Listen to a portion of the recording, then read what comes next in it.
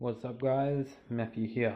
Now guys, so today I'm doing a bit of a review and it's kind of like an update on my Revo actually, yeah. So as we can tell, I've had this Revo for about 2 years now. Yeah, it's 2 years old as of Christmas, and I've really put it through its paces. I've crashed it, I've bashed it, I've run 6S, I've run 4S, I've run the stock nickel metal hydride batteries, I've broken diffs, A-arms, and rod ends. Now, this here is not the newest model because it doesn't have the TSM, but it's the most recent model before they put the TSM into the Revo. So yeah, with that guys done, I'm gonna get underway with what I've done to Revo and batteries I've run and different bits and pieces I find handy to have, and finally the parts that I've broken. So let's get it underway, peoples. Alright boys, here's the car. So I got the silver model obviously, as at first I didn't really like it, but now it's kind of grown on me. I think it's quite a sweet body. Now you can already tell I've put a few upgrades on this, but the majority of it is stock. So let's take the body off. It is a nice body. I've got a few, you can see underneath where it's starting to break a bit. And up the top there, that's just wear and tear, and partly me being a bad driver sometimes. I'd highly recommend Hobbies Direct, boys. Best hobby shop ever. Okay, so on to the actual car. So, it is a bit dirty, I apologise, but it's pretty clean. So, what I've done so far is, when I first had it, actually the rear, holy moly. These aluminium, well, the original camber links would all popped out from day one. So first jump I ever did, it just popped out. So, bought a couple new ones, put them back on. This one popped out, and this one popped out. It's just a pain in the butt. So I've ended up going with the aluminium. These are meant to be stronger than titanium, aluminium turnbuckles. Then, so I went rears first, then I went to front to keep it a bit more uniform. And I was like, you know what, heck, let's blow it. So I got the aluminium push rods as well, in red, anodized. Okay, so moving on from that. So I've got the Traxxas rear chassis brace. Very handy, it saves my rear wing and body mounts on multiple occasions. And coming through the car a bit more, it's all stock. I've got the 54 tooth pinion, 54 tooth spur gear in, sorry, with the stock 18 pinion, because I'm running 4S. Now I've switched out the springs, and also upped at the 45 weight shock oil. So the springs, they are the, I'm pretty sure like the tan and the green springs. So you can look up on Traxxas what spring rates they are. But yes, I'm still running the progressive 2 rate shock counterlever rocker thingies. Now these, you know, the waterproofing things that Traxxas gives you, they're a pain in the butt.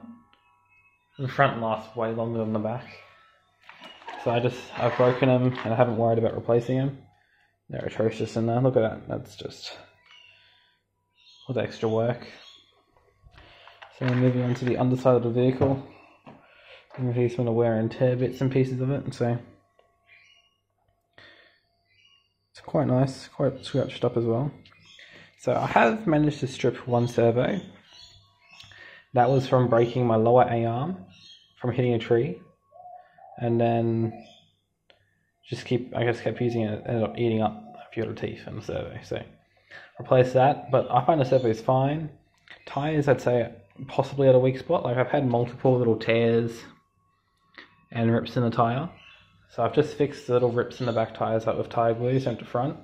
So I'm not sure if you can see any there, but there's heaps of them, heaps. So boys, I guess I should go into what I've broken. Alright, actually no.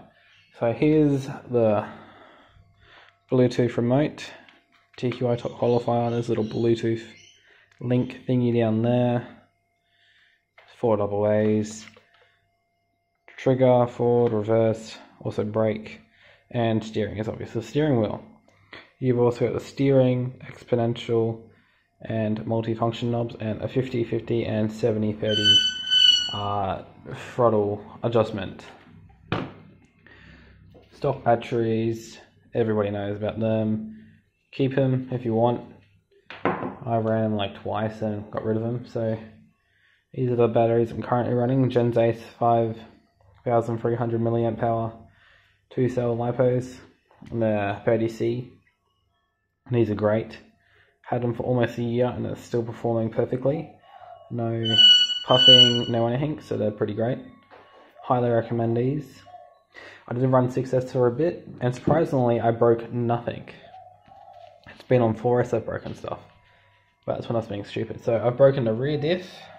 Hang on, we'll come around here, boys. So this is like my little pile of broken stuff.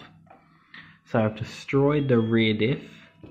As you can tell, we're missing a few teeth. Not sure if you can tell that we're missing teeth on there, but trust me, there are a lot of teeth missing. And that's just like, and I just completely replaced it. I've also had a bearing go bad on me wherever it's gone. There, that bearing tried to kill itself, and then an arm I broke right there. So that's it. So the only thing is I've got a whole heap of things coming for this. RPM True Truck arms, RPM front arms. I want to get the Hot Racing Diff Cup, STRC,